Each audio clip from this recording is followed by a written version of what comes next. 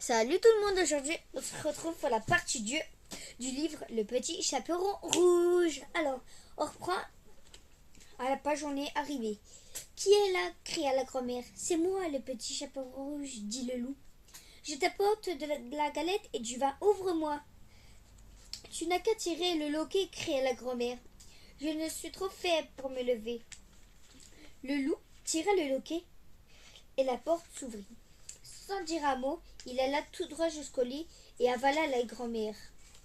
Après quoi, il enfila sa chemise, mit son bonnet de dentelle, se coucha dans son lit et enfin tira les rideaux de l'alcôve. Le petit chaperon rouge avait couru de fleur en fleur, mais bientôt elle en eut tant qu'elle ne pouvait presque plus les porter. Alors soudain, elle repensa à sa grand-mère et se remit bien vite en chemin pour arriver chez elle. Elle fut d'abord étonnée de trouver la porte ouverte, puis lorsqu'elle entra dans la chambre, elle a eu une impression très étrange. Mon Dieu, comme tout est bizarre aujourd'hui, se dit-elle. D'habitude, je suis si heureuse que je vais chez grand-mère. Elle crie. Ah, pourtant, bonjour grand-mère. Pas de réponse. Elle s'avança jusqu'au lit et écarta les rideaux. La grand-mère était là, couchée, avec son bonnet qui lui cachait presque toute la figure. Elle avait l'air très étrange, vraiment. Grand-mère, comme tu as de grandes oreilles, c'est pour mieux t'entendre, mon enfant. Grand-mère, comme tu as des gros yeux, c'est pour mieux te voir, mon enfant. Grand-mère, comme tu as des grandes mains, c'est pour mieux t'attraper, mon enfant. Oh, grand-mère, quelle bouche énorme, à quelle terrible dent as-tu?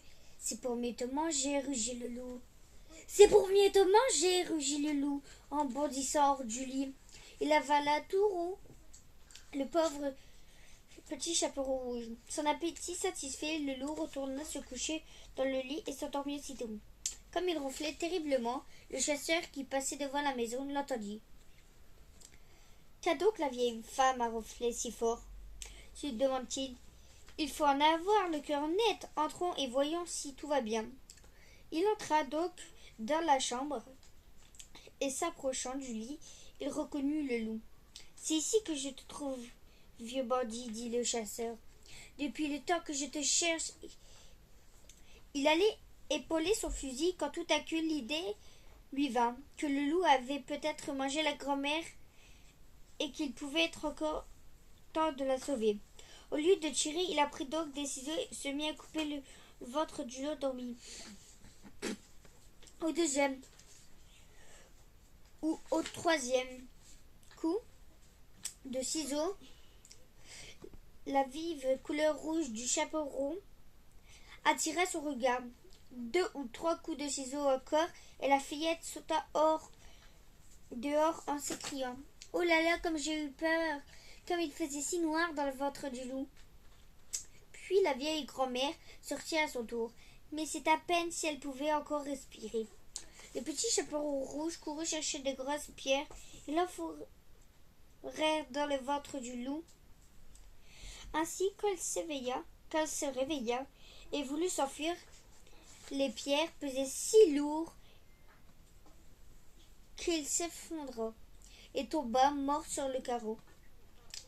Tous les trois étaient bien contents. Le chasseur arracha la peau du loup et l'emporta chez lui. La grand-mère mangea la galette et but le vin que le petit chaperon rouge lui avait apporté, ce qui lui redonna des forces. Quant au petit chaperon rouge, elle se fit une promesse: jamais plus de ta vie, tu ne quitteras le chemin pour courir dans les bois quand ta mère te l'a défendu.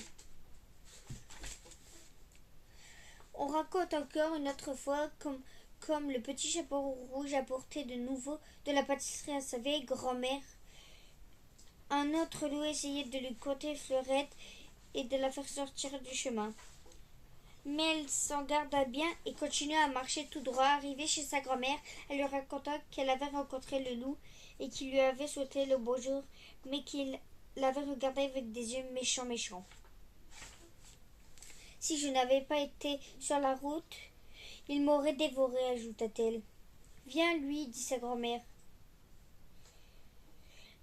Nous allons fermer la porte comme il faut pour qu'il ne puisse pas entrer. Peu après, le loup frappa à la porte et cria: Ouvre-moi, grand-mère. C'est moi le petit chaperon rouge qui t'apporte des gâteaux. Mais tous les deux gardèrent le silence et n'ouvrirent point la porte.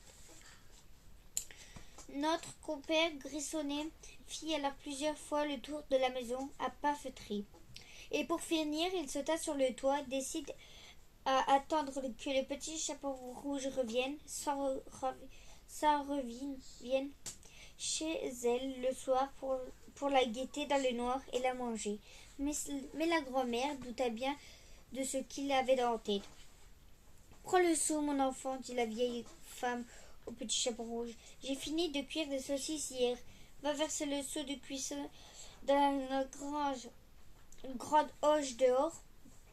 Le petit chaperon rouge porta des seaux et encore des seaux jusqu'à ce que la grande hoche fût pleine. Alors la bonne odeur de la saucisse vint caresser les narines du loup jusque sur le toit.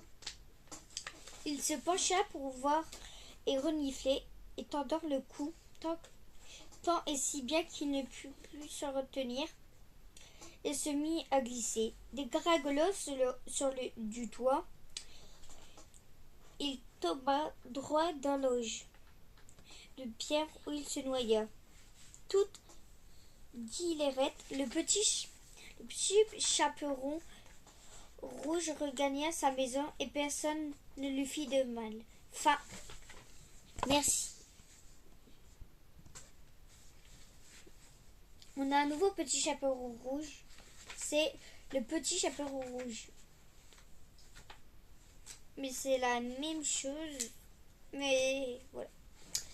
Alors merci de m'avoir écouté. Alors bientôt je vais sortir soit Buzz l'éclair ou Chair de poule comme ma tête rétrécie. Mais il va falloir regarder le sondage que je vous ai mis. Merci de m'avoir écouté.